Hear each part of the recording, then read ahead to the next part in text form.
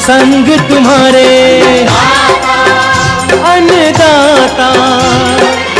लहू किसानों का बन के पसीना सींचता है धरती का सीना। मेहनत का तेरी हक दिलवाने, नई तकनीक नई खोज बताने। पशुधन को गुणवान बनाना, पौध सुरक्षा को सिखलाना, खेती के सब गुर समझाने, भारत का सरताज बनाने। आठों पहर है संग तुम्हारे अन्नदाता अन्नदाता। नमस्कार, मैं सिरांधा आप सभी दर्शकों का अन्नदाता कार्यक्रम में स्वागत करती हूं। किसान हमारे देश के अन्नदाता हैं और वही हमारे देश के भाग्य विधाता हैं। ऐसे ही भारतीय किसानों को खेती बाड़ी से जुड़ी हुई बहुत सी नई लाभकारी जानकारियां देने के लिए हर रोज सुबह हम आपके साथ आते हैं। तो चलिए कार्यक्रम शुरू करने से पहले देखते हैं क्या है आज के अन्नदाता में। धान की सीधी बिजाई के लिए उपयोगी है ड्रम सीडर यंत्र।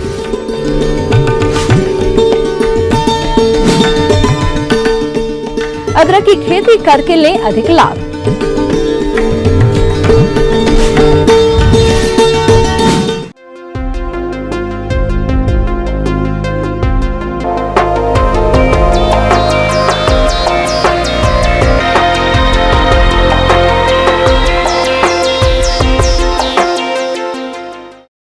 कोरोना वायरस के संकट ने जहां देश दुनिया की अर्थव्यवस्था और जनजीवन को प्रभावित किया है, वहीं इस बार कोरोना महामारी ने धान के सीजन में खेती करने के तरीके को बदल कर रख दिया है। कई किसान मजदूरों की किल्लत के कारण धान की सीधी बिजाई करना चाहते हैं, तो उनके लिए ड्रम सीडर यंत्र उपयोगी है। इस बारे में बता रहे हैं कृषि विशेषज्ञ विनोद सिंह।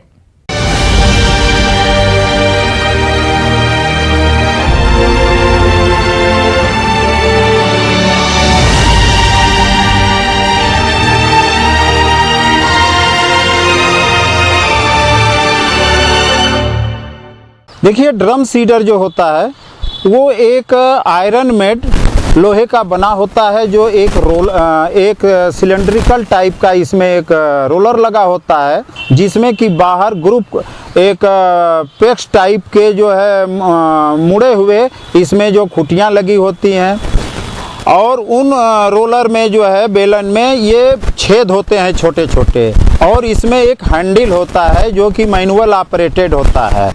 किसान भाइयों, आपने इस यंत्र के बारे में जाना। अब आप सोच रहे होंगे कि हम इस यंत्र का प्रयोग करें क्यों? तो किसान भाइयों, ड्रम सीडर से धान की बुआई करने पर नर्सरी और रुपाई पर होने वाला खर्चा बचता है। कम पानी में भी फसल की उचित बढ़वार होती है। ऊपरी जमीन जहां पर पानी जल्दी सूख जाता है, वहां भी इस विधि से बुआई करने पर धान की अच्छी उपज मिलती है। इस विधि में देर से बुआई करने पर भी फसल की उचित बढ़वार होती है और उपज भी आशा के अनुरूप मिलती है। कुल मिलाकर ये कहा जा सकता है कि जितना हम रुपाई करके फसलों से उपज पाते हैं, उतनी ही उपज इस विधि को भी अपनाकर ले सकते हैं।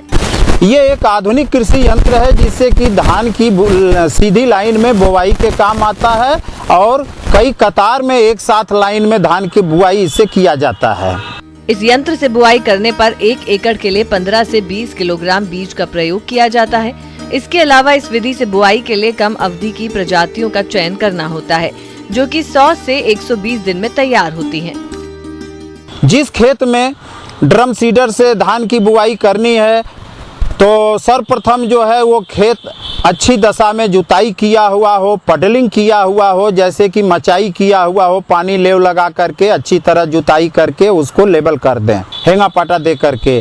इसके बाद इस खेत में इसको ड्रम सीडर से बुआई करना है, उसमें का पानी बाहर निकाल दें, क्योंकि इसमें बुआई करते समय ये क्लियर आइडिया रहे कि हमारा धान की लाइन में बुआई हो रहा है, धान गिर रहा है कि नहीं गिर रहा है। इसके पूर्व जिस धान की बुआई करना है ड्रम सीडर से, उसको पहले से नमी के साथ जैसे पानी छिड़क करके और उसको छाए में फैला दें, जिससे कि वो पूरा अच्छी दशा में भरक जाए, यानी ऐसा हो जाए कि जो ड्रम से गिरते वक्त वो फंसने न पावे। इसके बाद उसमें ऐसी इसको गीले बोरे में भी इसको ढक सकते हैं और थोड़ा सा जमाव की तरफ अग्रसर हो, अंकुरण का जो ऊपर का भाग होता है वो ज़्यादा अंकुरित न हो, क्योंकि जब रोलर चलता है किसान भाई जो है उसको खींचते हैं तो बड़े अंकुरण होने के कारण वो टूटने का डर रहता है। तो इसलिए इसमें बिल्कुल अंकुरित दशा में होने वाला हो ऐसे बीज, धान के बीज को रोलर में भर करके उसमें ड्रम सीडर में, इसके बाद तैयार खेत में हैंडल पकड़ करके उसको खींचते हैं और उसमें जो कीचड़ में उसका ग्रूव है जो नीचे धंसता है रोलर का, और उसमें बीज जो उसके छेद होल बने हुए हैं उसमें से 1 बाय 1 करके जितने लाइनों में होल बना है उसे गिरते रहते हैं और ज़मीन में उचित गहराई तक जो तकरीबन 5 सेंटीमीटर, लगभग 5-5.5 सेंटीमीटर गहराई तक बुआई हुआ था, 5 से 6 सेंटीमीटर उतनी गहराई तक बीज पड़ते हैं। और लाइन में एक साथ कई लाइनों में बोवाई होता है। चूँकि एक साथ में कई लाइन में बोवाई होता है धान का, इसलिए कम समय में अधिक क्षेत्रफल में बोवाई का काम हो जाता है, जिससे कि श्रम और श्रमिक, धान की खेती बड़ी खर्चीली होती है, इसमें श्रम और समय अधिक लगता है, इसलिए ड्रम सीडर से श्रम और श्रमिक की भी 60-65% तक बचत होता है। और बीजों का जो है फिर पौधा जो है उसका जमाव अच्छा होता है और बढ़वार विकास अच्छा होता है, क्योंकि एक नियम से तौर तरीके से ड्रम सीडर से बोवाई होता है। अपनी लागत में काफ़ी करीब इससे जो है लागत में 65-70% बचत होता है और उत्पादन में 3 से 4 कुंटल का इजाफा होता है।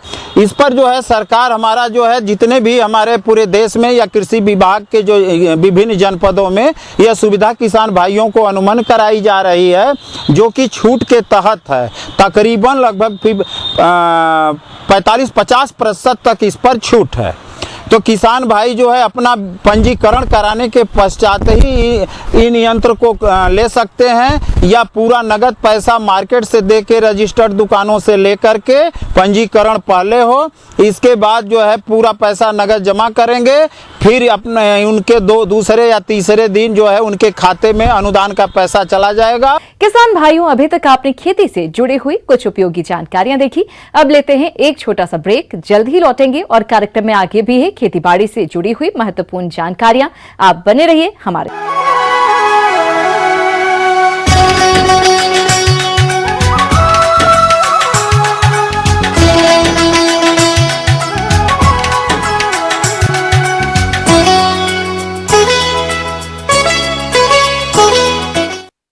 हमारे प्रदेश के जो किसान इस समय अदरक की बुआई करके आने वाले समय में अच्छा लाभ प्राप्त करना चाहते हैं, उन्हें इसके लिए भूमि के चयन से लेकर उन्नत प्रजातियों का चुनाव, खाद उर्वरक प्रबंधन और बुआई की वैज्ञानिक तकनीक पर विशेष ध्यान देना होगा। तो आप किस तरह से करें इन सभी कार्यों को, इसकी समस्त जानकारी दे रहे हैं जवाहरलाल नेहरू कृषि विश्वविद्यालय जबलपुर के डॉक्टर CS पांडे।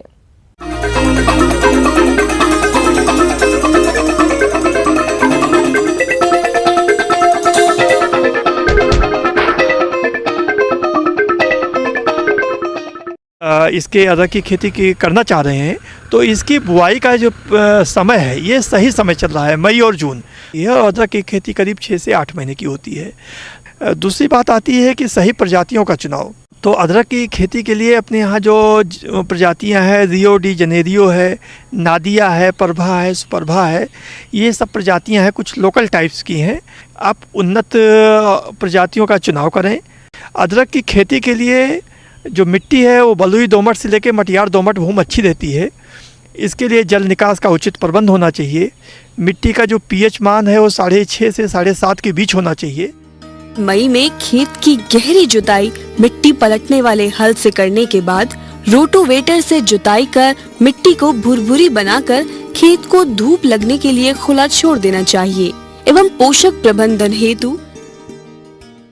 और तीसरी चीज़ ये है कि खाद एवं उर्वरक की बात आती है, तो खाद एवं उर्वरक में आप 60, 80 और 100 किलोग्राम की दर से नाइट्रोजन आप यूरिया के माध्यम से, फास्फोरस आप सिंगल सुपर फास्फेट के माध्यम से, पोटास आप म्यूरेट ऑफ पोटास के माध्यम से आप ये फर्टिलाइज़र दे सकते हैं।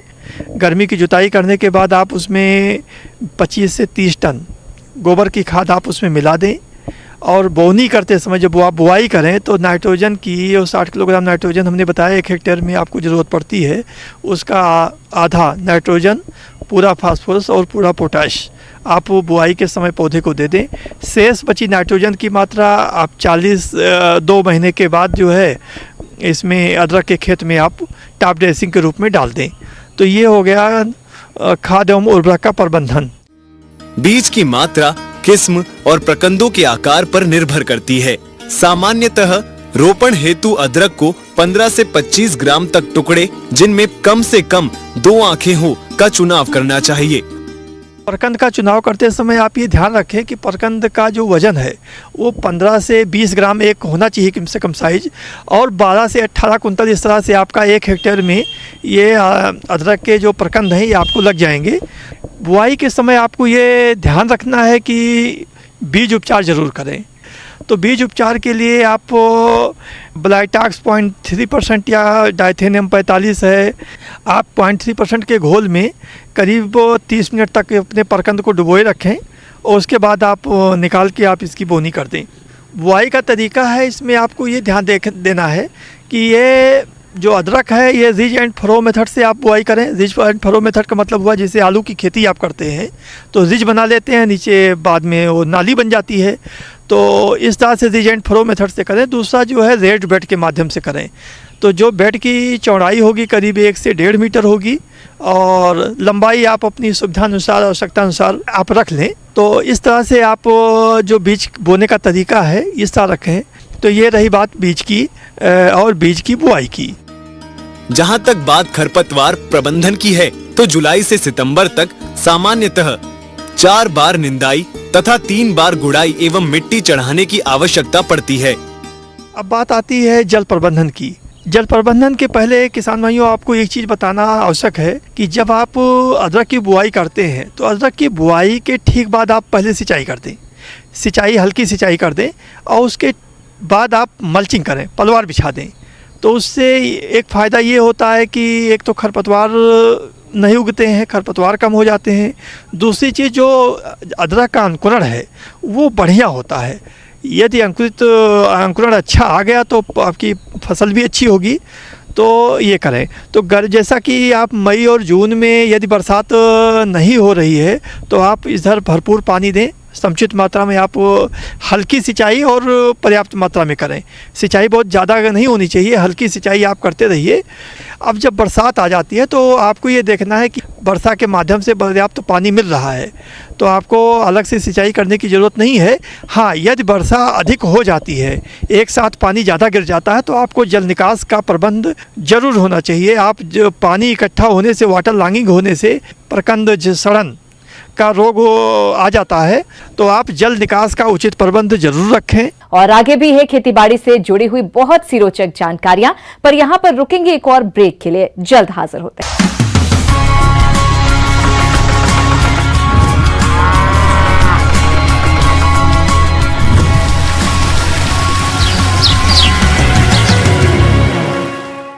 ब्रेक के बाद एक बार फिर से आप सभी दर्शकों का अन्नदाता कार्यक्रम में स्वागत है। बढ़ते हैं अगली प्रस्तुति की ओर।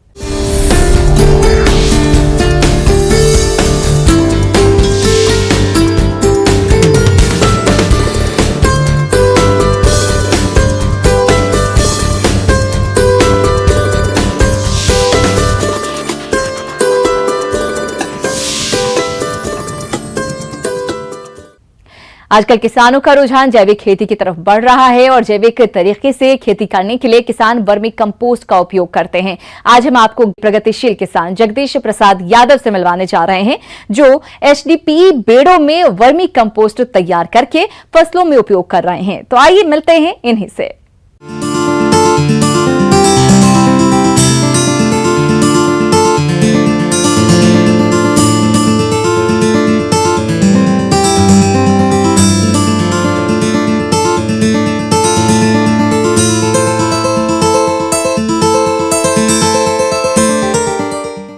जब से हरित क्रांति आई है तब से हमारे खेतों में जहर की मात्रा बहुत दिनों दिन बढ़ती जा रही है। सबसे बड़ी चिंता यही थी कि खेतों को जहर मुक्त कैसे किया जाए और उसके बावजूद पोषण की भी पूरी उसमें उपलब्धता रहे ज़मीन में फसलों के लिए। तो उसका एक जैविक तरीका है वर्मी कंपोस्ट का। तो वर्मी कंपोस्ट के लिए मैंने भी यूनिट लगा रखी है। मैं अपने घरेलू काम के लिए इसको उत्पादित करता हूँ। किसान भाइयों, आप अपने खेत में केचुए की खाद वह वर्मी वॉश का प्रयोग करके लागत को कम करने के साथ साथ पैदावार की गुणवत्ता भी बढ़ा सकते हैं। परंतु HDPE पॉली बैग में केचुए की खाद बनाने की सबसे सस्ती और आसान तकनीक क्या है, आइए जानते हैं इस किसान के अनुभव को। इसमें बनाने का तरीका यह होता है कि शुरू में एक नीचे 2 से 3 इंची की लेयर दी जाती है घास पत्तों की, जो ज़मीन के कूड़ा करकट होते हैं वो घास फूस के, उनको 3 इंची का लेयर दिया जाता है। उसके बाद में हम इसमें 15 से 20 दिन पुराना गोबर डालते हैं। गोबर डालने के बाद में फिर उसके ऊपर फिर दोबारा से घास फूस का लेयर दिया जाता है। इस तरह से करते करते हम करीब उसको 1.5 से 2 फीट ऊंचा कर देते हैं। उसके बाद में उसमें पानी चलाया जाता है थोड़ा बहुत, तो नमी 40% के करीब नमी रखी जाती है। और आखिरी में हम उस पर केंचुए होते हैं उनको डाल देते हैं। केंचुआ डालने के बाद में वो अपने काम पर लग जाते हैं और ऊपर से हम गीली बोरी या टाट वगैरह से उसको ढक देते हैं। इससे उसमें अंधेरा बना होता है, क्योंकि जो वर्मी होते हैं वो अंधेरे में ही ज़्यादा काम करते हैं। ये करीब 45 दिन से 60 दिन के वक्त में ये जो गोबर होता है उसको खाद में तैयार कर देते हैं। उसके बाद में ये 60 दिन के बाद में हम उसको ऊपर से थोड़ा सा सुखा के उसको इकट्ठा कर लेते हैं। इकट्ठा करने के बाद में उसको हम दूसरी तरफ डाल देते हैं। दूसरी तरफ डालने के बाद में उसको अगर हम और भी जीवाणु, सूक्ष्म जीवाणु जो फ़ायदेमंद जीवाणु, उनसे इनरच से इसको करने के लिए हम ट्राइकोडर्मा, पेसिलोमाइसिस, सुडोमोनास वगैरह उसमें और मिक्स कर देते हैं। मिक्स करने के बाद में उसको थोड़ा सा पानी का छींटा देकर उसको फिर से दोबारा ढक देते हैं। ढकने के बाद में उसको हम हर दिन या 2 दिन 4 दिन से उसको थोड़ी सी पलटी निकालते रहते हैं। पलटी निकालने के बाद में उसको 10 से 12 दिन तक हम ऐसे ही रखते हैं और 15वें दिन के बाद में हम उसको खेतों में काम लेने के लायक वो हो जाता है, तो उसको हम काम ले लेते हैं। ये किसान भाई वर्मी बेड में केचुआ खाद बनाने के लिए किस तरह से मौसम के अनुसार देखरेख और प्रबंधन करते हैं, चलिए यह भी जान लेते हैं। रखरखाव के लिए इसमें सबसे बड़ी बात है कि इसमें नमी किसी भी तरह से हमें बरकरार रखनी होती है। करीब 40 से 45% इसमें नमी होना ज़रूरी है। तो उसके लिए हम गर्मियों में करीब हर दिन इसमें पानी का छिड़काव करते हैं और सर्दियों में 2 से 3 दिन या 4 दिन तक भी हम एक बार छिड़काव कर देते हैं। तो उसमें केंचुए को किसी तरह की घुटन नहीं होती है। इसके अलावा बरसात के मौसम में अतिरिक्त पानी नहीं गिर पाए, इसके लिए भी हमें इसकी व्यवस्था करनी होती है। और गर्मियों में सीधी धूप इनको नहीं लगने देते, या तो पेड़ की छाया में होना चाहिए। किसान भाइयों, अभी आपने जाना कि ये किसान भाई अपने स्तर पर कैसे तैयार करते हैं वर्मी कंपोस्ट।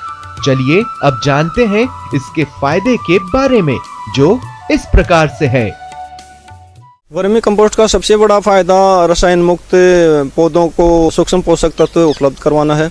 और इसका दूसरा फायदा यह है कि जो गोबर में उपलब्ध पोषक तत्व होते हैं उसमें उसके बजाय इसमें 3 से 5 गुना तक इसमें जो है उनकी मात्रा बढ़ जाती है सूक्ष्म पोषक तत्वों की।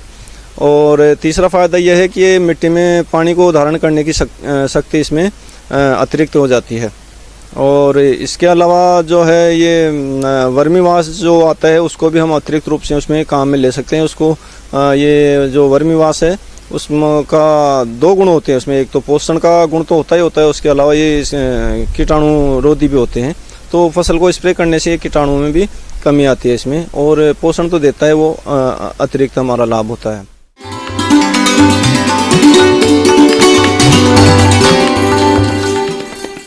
अन्नदाता हेल्पलाइन निःशुल्क फोन संपर्क सेवा के माध्यम से आपके द्वारा पूछे गए प्रश्नों में से 1 या 2 महत्वपूर्ण प्रश्न को हम अपने कार्यक्रम में शामिल करते हैं।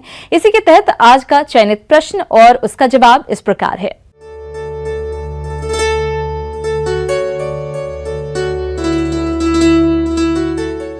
आज के अन्नदाता हेल्पलाइन में जिस प्रश्न को कार्यक्रम में शामिल किया गया है उसे पूछा है ग्राम लखनखेड़ा, जिला इंदौर के किसान रमन पाल सिंह ने। आप अमरूद के बाग में उगता रोग के नियंत्रण पर जानकारी चाहते हैं तो रमन पाल सिंह जी आपकी जानकारी के लिए प्रस्तुत है कार्यक्रम का यह अंश।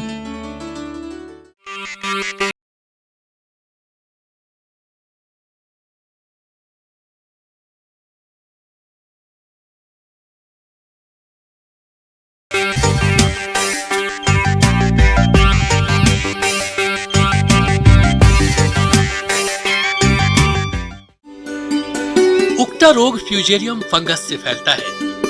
यह भोजन के साथ पेड़ की जड़ों के अंदर प्रवेश कर जाता है और भोजन नलियों को जाम कर देता है, जिससे पेड़ के ऊपरी भाग तक भोजन नहीं पहुंच पाता और पेड़ सूख जाता है। अमरूद के उत्पादन में यह सबसे बड़ी समस्या है। इसमें शाखाएं ऊपर से सूखनी शुरू हो जाती है और पूरी सूख जाती है। बाद में पूरा पौधा सूख जाता है। यह रोग वर्षा ऋतु में सबसे अधिक देखा जाता है। उकठा रोग उन क्षेत्रों में भी अधिक होता है जहां जल भराव की समस्या लंबे समय तक बनी रहती है। पौधों में रोग लगने पर इसका कोई निदान नहीं है, लेकिन ट्राइकोडर्मा विरिडी को गोबर की खाद के साथ मिलाकर खेतों और पेड़ों की जड़ों में प्रयोग करने से इसका प्रकोप कम किया जा सकता है।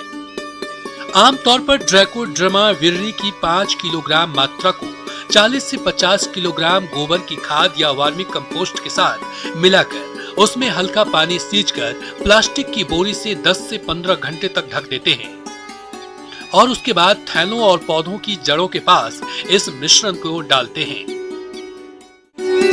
इस रोग से बचाव के लिए अमरूद की उकठा रोग रोधी किस्मों का चयन करें।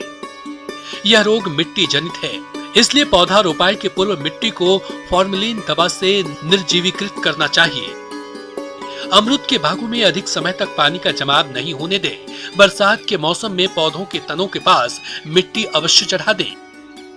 साथ ही मिट्टी जांच के आधार पर संतुलित मात्रा में उर्वरकों का प्रयोग करें। किसान भाइयों, अन्नदाता आपकी सेवा के लिए संकल्परत है। कृषि संबंधित समस्या एवं सुझावों के लिए आप हमें इस पते पर संपर्क कर सकते हैं। प्रोड्यूसर अन्नदाता, news 18 Madhya Pradesh Chhattisgarh, Ramoji film city Hyderabad 501512। साथ ही आप हमें ईमेल भी कर सकते हैं। हमारा ईमेल है p18annadatamp@nw18.com। इसके अतिरिक्त आप हमें निःशुल्क हेल्पलाइन नंबर 180041921555 पर सोमवार से शनिवार सुबह 10 बजे से शाम 4 बजे के बीच संपर्क कर सकते हैं। किसान भाइयों, अब समय हो रहा है आपसे विदा लेने का, तो हमारी पूरी अन्नदाता टीम को दीजिए इजाजत। कल फिर आपसे मुलाकात होगी कृषि संबंधित कुछ और महत्वपूर्ण जानकारियों के साथ। नमस्कार।